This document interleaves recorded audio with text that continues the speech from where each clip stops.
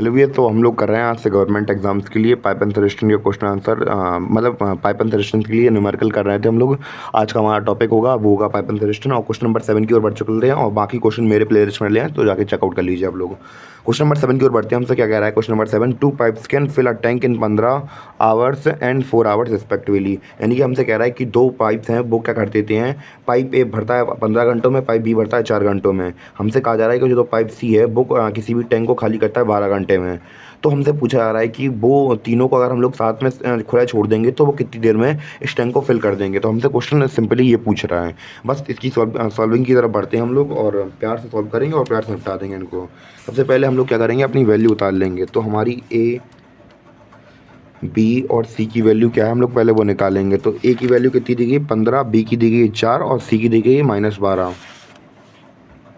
ए की वैल्यू हमें कितनी दी गई है 15, बी की दी गई है 4 और सी की दी गई है -12। -12 क्यों ली, क्योंकि ये खाली कर देता है। इन दोनों ए और बी की बात चल रही थी, ये दोनों भरते थे और ये खाली करता था, इसलिए हमने इससे माइनस में ले लिया। अब हम लोग क्या करेंगे, इसका निकालेंगे एलसीएम। एलसीएम निकालने का सिंपली एक तरीका होता है कि हम लोग बड़ी वैल्यू उठा देते हैं और उसका क्या करते हैं, उसका हम लोग टेबल पढ़ते हैं। अगर वो उसकी टेबल में अगर बाकी सारी वैल्यूज आ रही हैं तो वो क्या है, डिविजिबल है उससे। तो 15 वन जा 15 तो कटता है, सबसे नहीं कटता है। 15 टू जा 13 तो कटता है, सबसे नहीं कटता है। 15 थ्री जा 45 तो कटता है, सबसे नहीं कटता है। 15 फोर जा 16 तो 16 सबसे कटता है। तो ये हमारा क्या हो गया, एलसीएम हो गया। अब हम लोग निकालेंगे सबकी इफिशियंसी, कितना यूनिट काम करते हैं ये लोग। ये टोटल वर्क है हमारा, कितना टोटल यूनिट वर्क है, कितना काम हो रहा है हमारा। तो 15 से हम लोग इसको डिवाइड करेंगे, कितना आ जाएगा हमारा, हमारा आ जाएगा 4। और ये क्या है, इसका इफिशियंसी निकली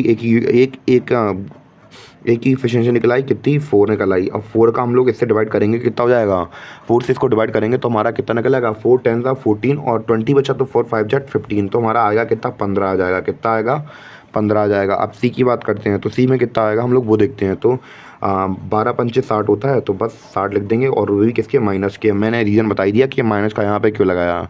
तो हमारे पास टोटल वर्क कितना है, टोटल वर्क हमारे पास 60, कितना है 60 हमारे पास टोटल वर्क है। और हमारे पास एफिशिएंसी कितनी निकलेगी, तीनों को अब एक साथ खोला जा रहा था ना, तो हम लोग पहले तीनों की एफिशिएंसी निकाल देना है कि तीनों को एक साथ खोला जाएगा तो कितना काम कर लेंगे। 4 + 15 - 5, तो 4 + 5 कितने हो गए 19 -5 कितने हो गए 14। यानी कि इन तीनों को अगर साथ में खोल दिया है तो 14 यूनिट काम निकल आएगा। तीनों का काम हम लोग बातें ना, एक बार में 14 यूनिट काम करते हैं साथ मिलकर। तो हमारे पास टोटल काम कितना बचा है, 60 बचा है। 60/14 कर दूँ और बस फिर हमारा आंसर आ जाएगा। तो जितनी बार कट रहा है तो काट दो इसको, जैसे 2 3 जा 6, 2 7 जा 14। तो यही हमारा क्या होगा, आंसर हो गया। आंसर शीट में देख लेते हैं, अगर ये आंसर आ रहा है तो फिल कर देंगे, अगर नहीं आ रहा तो फिर छोड़ देंगे। 30/7 आ रहा है, 30/7 30/7 30/7, चौथा वाला आंसर आ गया हमारा 30/7। तो इस प्रकार हमने अपना आंसर सॉल्व कर दिया प्यार से। अगर आपको डाउट है तो आप लोग बता सकते हैं, वरना अगला वीडियो देखिए। धन्यवाद तब तक के लिए।